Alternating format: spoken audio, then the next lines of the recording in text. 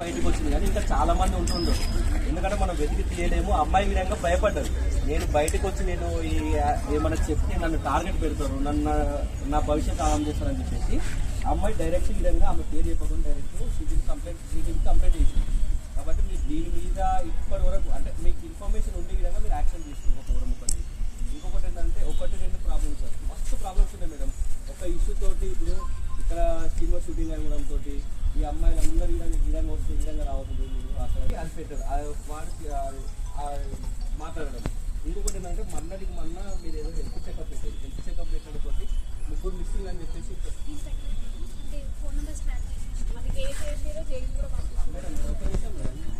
అయితే హ్యాక్ చేసి madam numbers hack చేసారు. ఓన్లీ హాస్టల్ అమ్మాయిస్ మాత్రమే హ్యాక్ చేసారు. ఇంకొకటి ఏంటంటే మీరు హాస్టల్లో మెస్ వర్కర్లు పెట్టుకొని వండియచ్చు, వాళ్ళని వడ్డీ చేయడానికి విధంగా వాళ్ళని పెట్టే బాగుంటుంది.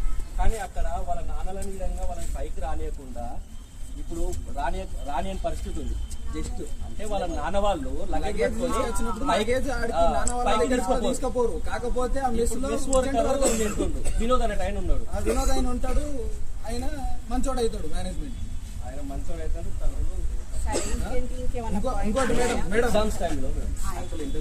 ఉన్నప్పుడు షూటింగ్ ఎందుకు పెట్టాలా? ఆ షూటింగ్ చేసినప్పుడు కూడా వాళ్ళు చాలా రెస్పెక్ట్ఫుల్గా ఉంటారు ఆ అమ్మాయిలతో. అంటే అట్లా కాదు, నువ్వేంది ఇక్కడికి వచ్చేది, మీరేంది మాతో మాట్లాడేది, పోండి మేము పర్మిషన్ తీసుకున్నాము. అంటే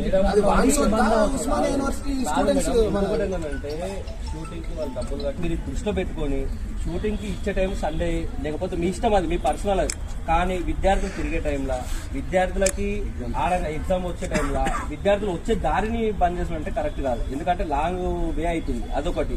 ఇంకొకటి చాలా ప్రాబ్లమ్స్ ఉంది మేడం. ఆ ప్రాబ్లమ్స్ ఇప్పుడు కాదు, మేము దీనివల్ల రిప్రజెంటేషన్ ఇస్తాం. కానీ మీరు ఈ యొక్క అమ్మాయిలది ఈ ఇష్యూ అయింది కాబట్టి దీనిపైన ఆల్రెడీ డైరెక్ట్ చెప్తుందన్నా, నేను బీసీ మేడం దగ్గరకు వచ్చినా, ప్రిన్సిపల్ మేడం దగ్గరకు వచ్చినా వాళ్ళకి నేను రిప్రజెంట్ చేసిన, కానీ మేడం పట్టించుకోలేదు. మీ కోర్టు వేసిందా బాలు, మీరే అన్యాయం చేసినట్టు ఆ అమ్మాయికి. ఇప్పుడు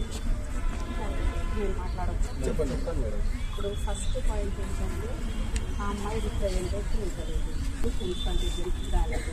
సరే, నా దగ్గరికి రావడానికి ఆమెకు ఇబ్బందులు ఉన్నాయే అనుకున్నాం, ఇక్కడ చేస్తారని ఒక కంప్లైంట్ ఉంది. నేను మీటింగ్లో ఉంటేనే తప్ప అందరినీ ఆలోచిస్తాను. తర్వాత ప్రిన్సిపల్ దగ్గరికి వెళ్ళలేదు, కంప్లైంట్ కూడా ఇవ్వలేదు. ఇస్తే మా దృష్టికి వస్తే మేమెందుకు యాక్షన్ తీసుకున్నాం? ఇది నెంబర్ 1. ఆ అమ్మాయి చెప్తుంది కానీ ఆ అమ్మాయి రాలేదు. ఇది ఒకటి గమనించాలి. నెక్స్ట్, కేర్ టేకర్గా జెంట్స్ ఎందుకు అని అంటే ఇదేదో నేను వచ్చినాక పెట్టదు, లేకపోతే నాకంటే ముందే పెట్టేది. జెంట్స్ లేకుండా ఇప్పుడు మా యూనివర్సిటీలో సైన్స్ వాళ్ళకి మార్నింగ్ 10 to ఈవినింగ్ 5-5:30 వరకు. సో మేము యూజీ స్టూడెంట్స్ అయినప్పటికీ మాకు లాస్ట్ ఇయరే ఇది ఓయూ నుంచి డివైడ్ అయ్యి మాకు సపరేట్ యూనివర్సిటీ అయింది. సో ఇప్పుడు పాయింట్ వచ్చేసి ఏంటంటే మా పీజీ అంటే మా సీనియర్స్కి హాస్టల్ ఉస్మానియా యూనివర్సిటీలో ఉంది. అక్కడ మెస్ ఇన్ఛార్జ్ అయిన వినోద్ అని ఆయన సో మా సీనియర్స్ తోటి చాలా మిస్బిహేవ్ చేస్తున్నారని ఒక కంప్లైంట్ వచ్చింది. సో ఫస్ట్ స్టార్టింగ్ థింగ్ ఒక వాయిస్ రికార్డింగ్ షీ టీమ్కి వెళ్ళింది. దాంట్లో ఆ అమ్మాయి చెప్పిన స్టేట్మెంట్ ఏంటంటే మేము వీసీకి ప్రిన్సిపల్కి కంప్లైంట్ ఇచ్చినాము, అయినప్పటికీ వాళ్ళు యాక్షన్ తీసుకోవడం లేదు. సో మేము డైరెక్ట్గా ఇలా షీ టీమ్కి అప్రోచ్ అవుతున్నామని వాళ్ళు చెప్పారు. సో అదే ఇష్యూ తీసుకుని మేము ఇక్కడికి రావడం జరిగింది, వీసీతో మాట్లాడడం జరిగింది. ఎందుకంటే ఇది ఒక ఇష్యూ కాదు సార్, ఆల్రెడీ మేము ఇక్కడ లోపల చాలా ఇష్యూస్ ఫేస్ అవుతున్నాం. ఇక్కడ దర్బార్ హాల్ అని చెప్పేసి బ్రిటిష్ రూల్ అప్పటి నుంచి ఉందని చెప్పేసి ఇక్కడ షూటింగ్ కి పర్మిషన్స్ ఇస్తున్నారు. కానీ పర్మిషన్ ఇస్తున్నప్పుడు షూటింగ్ ఏరియా వాళ్ళు కొంచెం సెక్యూరిటీ పెట్టాలి కదా మాకు కూడా, ఎందుకంటే ఇది ఉమెన్స్ యూనివర్సిటీ, అందరు ఆడపిల్లలే ఉంటారు. ఏమైందంటే ఇష్యూ, 2 అమ్మాయిలని మీకు బ్యాక్గ్రౌండ్ లో యాక్టింగ్ ఛాన్స్ ఇప్పిస్తాము, మీకు ఈ షూటింగ్ లో మిమ్మల్ని యాక్టింగ్ రోల్స్ ఇప్పిస్తామని చెప్పేసి మార్నింగ్ 10:30 నుంచి 5:30 వరకు తిప్పిరంట. ఆల్రెడీ వాళ్ళిద్దరు క్యారవాన్స్ లో డ్రింక్ చేసి ఉన్నారు. అక్కడ అటు సైడ్ 5:30కి ఎవరు ఉన్నారు సార్.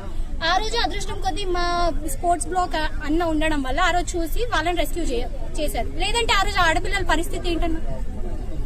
సో ఇలాంటివి ఫర్దర్ గా జరగకుండా ఓకే మాకు బడ్జెట్ లేదు, మేము ఇన్ఫ్రాస్ట్రక్చర్ కోసం లోపల అన్ని ఫెసిలిటీస్ కోసం మాకు బడ్జెట్ కావాలి, దానికోసం మీరు షూటింగ్ ఇస్తున్నారు ఓకే, బట్ మాకు కూడా సెక్యూరిటీ కావాలి. మేము ఎక్కడి నుంచో విలేజెస్ నుంచి వచ్చి ఇక్కడికి వచ్చింది చదువుకోవడానికి. సో మాకు చదువుతో పాటు సెక్యూరిటీ కూడా కావాలి. అదే మేము వీసీ గారికి ఈ రోజు రిప్రజెంట్ చేశాము. అలాగే వినోద్ అనే ఆయన మీద యాక్షన్ తీసుకుంటామని చెప్పారు. దానికి మేము చాలా థ్యాంక్స్ చెప్తున్నాం వీసీ మేడం కి. అది ఎంత తొందరగా అయితే అంత తొందరగా యాక్షన్ తీసుకోవాలి. అండ్ ఇలాంటివి రేపటి రోజున పునరావృతం అవ్వకూడదు అనేది మా పాయింట్. కంప్లైంట్ చేసిన వినోద్ని మేము ఇప్పుడు విత్ ఇమ్మీడియట్ ఎఫెక్ట్ సస్పెండ్ చేస్తున్నాం. షూటింగ్ విషయాలలో అన్నారు కదా, పిల్లలు అభద్రతా భావానికి గురి అవుతున్నారు అన్నారు కాబట్టి షూటింగ్స్ ఇంతకుముందు ప్లాన్ చేసిన షెడ్యూల్ని మార్చేసి మేము హాలిడేస్ మాత్రమే ఇచ్చుకుంటాం. పిల్లలకి ఇన్కన్వీనియన్స్ కలిగించము. వాళ్ళ వర్కింగ్ డేస్ రోజు షూటింగ్స్ పెట్టాం. ఇంతకుముందు జరిగిన అది ఫస్ట్ టైం జరిగింది. ఇంతకుముందు మాకు ఎప్పుడు షూటింగ్స్కి ఇచ్చినా అలాంటి సిచ్యువేషన్స్ మాకు ఎదురు కాలేదు. ఇది ఫస్ట్ టైం వాళ్ళు చెప్పారు.